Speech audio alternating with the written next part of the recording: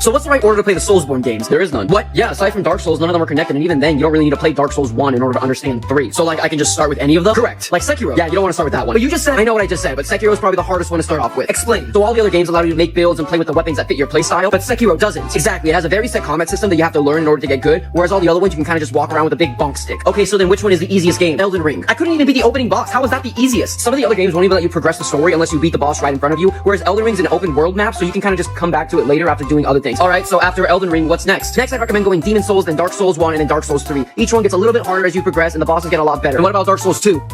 Are you okay? After you play Dark Souls 3, you're gonna play Bloodborne, but this is gonna be a little bit difficult. Oh, why? Is like the combat more difficult? Well, yes, the combat is much faster and more aggressive, but that's not why. Then why? Bloodborne is only playable on a PS4. What? Yeah, so unless you have one of those lying around, you're kind of out of luck. Do you think it'll ever get like remade? Never. Why not? Because despite how hard and frustrating these games are, the number one way they make us suffer is by forgetting about Bloodborne. What the